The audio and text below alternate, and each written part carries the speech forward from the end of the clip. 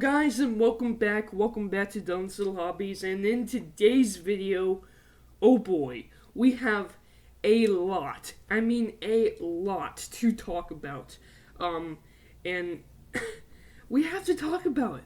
The investor meeting for Star Wars, and the investor meeting for Disney. There's so much that I want to cover. I'm going to be doing multiple videos on this subject. And if you guys haven't looked up the investor meeting of Disney, it's basically Disney D23 this year. And they came out with a lot of news. A lot of news of what's going to happen within the next 3 years. If you haven't looked that stuff up, go and read it. I'm not going to be talking about everything that we got. I'm only going to be talking about the stuff that, was quote-unquote important to me that I took away from it. But you know what? They came out with so much that I don't even remember all of it. I have my phone right here. I'm going to be reading it, and we're going to be going through it, giving you my thoughts on all of the news. In this video, we are going to do the Star Wars news. In my next video, we're probably going to do Marvel, and there's probably like 5. There's the Pixar, there's the Disney live action, there's the Star Wars, there's the Marvel, and oh my god, it is just so much fun, guys. So much fun! We have a lot to talk about. Okay. Again, this is going to be just Star Wars in this video, but I plan to come out with other videos on other topics as well. Okay, so first off, we had, this is coming from Lucasfilm. Kathleen Kennedy comes out, and yes, I did watch the investor meeting. She comes out, she's talking about The Mandalorian 2. We get a little bit of Mandalorian 2 recap. I haven't even seen The Mandalorian Episode 7 yet. It is Friday. I have to go and watch it. Let me just say this. When I first heard of The Mandalorian, I've told this story before in other videos, of course. When I first heard The Mandalorian and saw it, the poster, I figured, oh, Boba Fett show. Then I heard it takes place after Episode 7. I'm like, yeah, not for me. I'm about walking away. I had no interest in The Mandalorian. I had more interest in the Obi-Wan Kenobi series. I had more interest in the, Andor series. I had more interest in the possible spin-off of Rebels show, right? But I had absolutely no interest in The Mandalorian going into it. Then I heard Dave Filoni was involved. Then I heard Jon Favreau was involved. I love Jon Favreau. I decided to give it a chance. I watched the trailer, and I was blown away. And that was from Season 1, right? Season 2 has done so much more. And it's really hilarious to me that people have so many problems with the show right now. And to me, I'm kind of rolling my eyes at that, because I'm telling you what, this is pleasing everyone in some way, shape, or form. Okay, for example, I don't like the sequel trilogy, but I'm fine with references. I'm fine with the story tie-in to the sequels, and it makes the sequels very happy, and I'm fine with it. Everything else, I love. It's getting the original trilogy, it's the Clone Wars, it's the prequels, and my god, we even have the expanded universe stuff in The Mandalorian now. How can you not love this show? Because it's bringing all of that stuff to canon. And what I really love about the show is it's not about all of that. This is a story. It's its own standalone story that just uses all of that to expand its own story. And what I mean by that, we have Bo-Katan and Ahsoka Tano in the show, right? They are not the main characters. They don't join Boba Fett on his journeys. They are there because they are a part of Star Wars. Makes everyone happy, but this is the story of The Mandalorian. This is the story of Baby Yoda Grogu, Now we have Boba Fett in the show. I'm gonna say this. I was really like, when I heard the news, no, don't bring Boba Fett. If they bring Boba Fett back, I'm going to leave the show. I'm not gonna watch it. I saw Boba Fett in episode 1 of season 2, and I'm like, let's see how this plays out.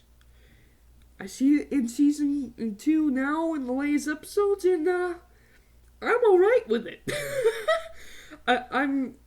I'll judge Boba Fett later on in the series. There is rumor that there's going to be a Boba Fett show. There was no confirmation about that from, I'm going to call it D23, even though it's the investor meeting show. There was no news about Boba Fett, but I think they're going to be doing it because, yeah, I actually really, really liked what they're doing with the character of Boba Fett so far. So it's going to be interesting what they do with him in the next season, season 3. He's joining Boba Fett right now, going along with his journey. He's trying to save the child, and I'm not going to spoil about what goes on there.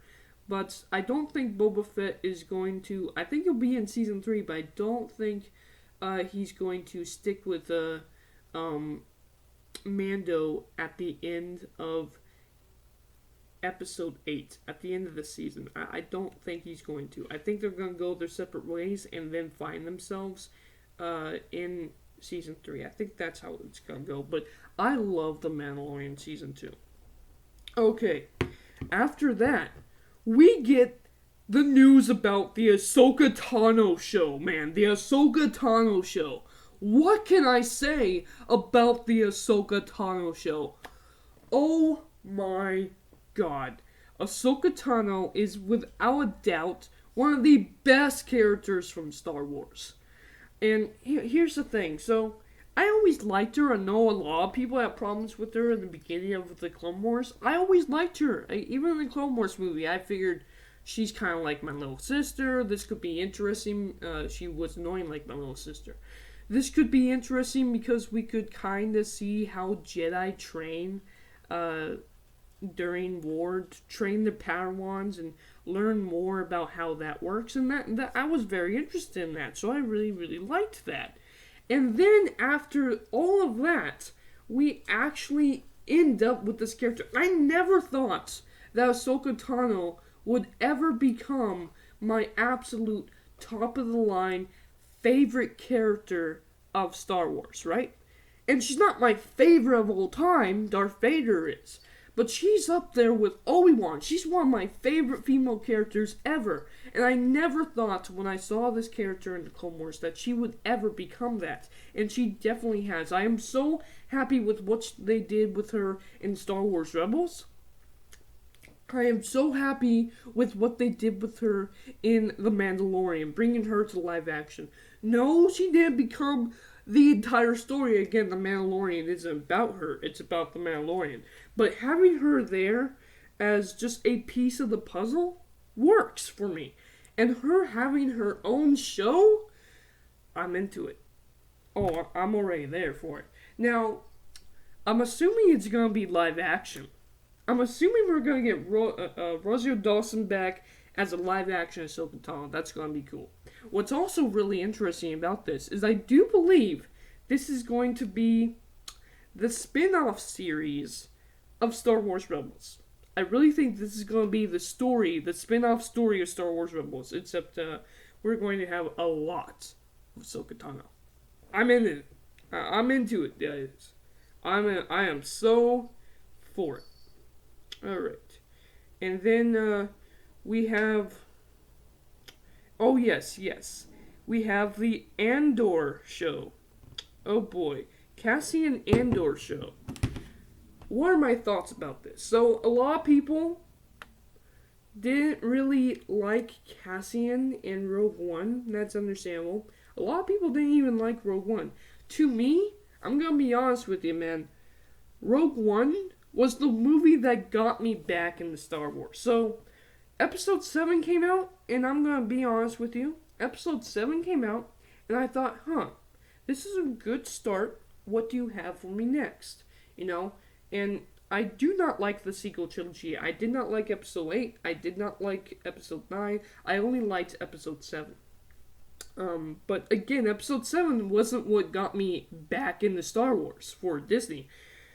Rogue One was. When Rogue One came out, the story they told with Rogue One, that's what got me back into Star Wars. And I absolutely loved Rogue One for what they did with it. A darker, grayer show of Star Wars. You know, it's called Star Wars. It has wars in the title.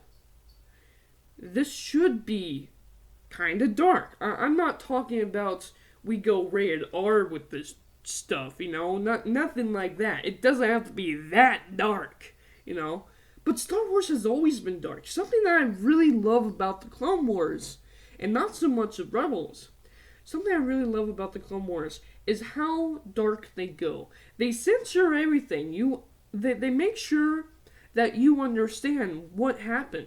But they censor everything in a very creative way. And it just becomes a very interesting show. You do not have to show someone's head getting chopped off. All you have to do is show the sound effect. And people will know what happened. That's what Star Wars, the Clone Wars, is so good at. Giving us the dark story with actually censoring it very well for young audiences. I feel like Star Wars Rebels does not do that well at all. I feel like Star Wars Rebels is too childish. I do like Star Wars Rebels because of its story, but it could have been a whole lot better if they did what the Clone Wars did, but they couldn't do that. They had to make it a little bit more humorous for the younger audience. Disney doesn't understand, or at least didn't understand at that point, that Star Wars can go very dark and still be censored enough for children. And that's what I love about Star Wars. Now we have Rogue One. And again, Rogue One was very dark, but was it dark enough? No. It could have been so much darker. It could have been so much better. We only get maybe 3 or 4 dark scenes in the movie. Then the rest of the movie goes on. It's a really great movie, but it's not dark enough. I want Cassian Andor to truly be that darker show. And that's why I'm really excited for Cassian Andor. I don't really care much about the character. I'm sure the story, the story from the show is going to be able to get me to care for this character a lot more, and I'm excited for that.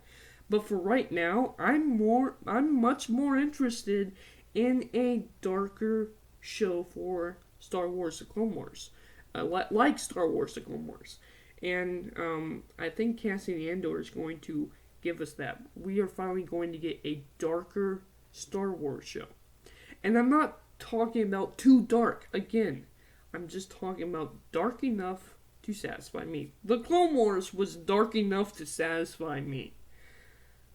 This will be absolutely awesome. Maybe it's because I grew up on the Clone Wars, and I kind of liked the dark atmosphere the Clone Wars had. I don't know, but that's just me. I am so excited for Diego Luna to play in the Cassian Andor show. Okay, next, we got Obi-Wan Kenobi. We got Obi-Wan Kenobi. I've been waiting for this, man. I've been wanting this so bad. I am so happy that we have Obi-Wan Kenobi. Obi-Wan Kenobi. Obi-Wan Kenobi. Woohoo! And guess what we got at the end of Obi-Wan Kenobi? We heard from this investor meeting, Hayden Christensen. Anakin Skywalker's back, guys. Anakin Skywalker's back. Come on! So, my favorite character is Darth Vader, okay? So when it comes to Episode 2 was actually the story of Anakin Skywalker. Okay, cringy dialogue aside, I absolutely love that movie. I love the prequels. I love the prequels because it gives me the Darth Vader backstory. And Hayden Christensen was a fantastic, amazing actor. Okay, the dialogue was cringy, but that wasn't his fault. People have given him way too much hate, and I'm so happy that the fans are now coming out.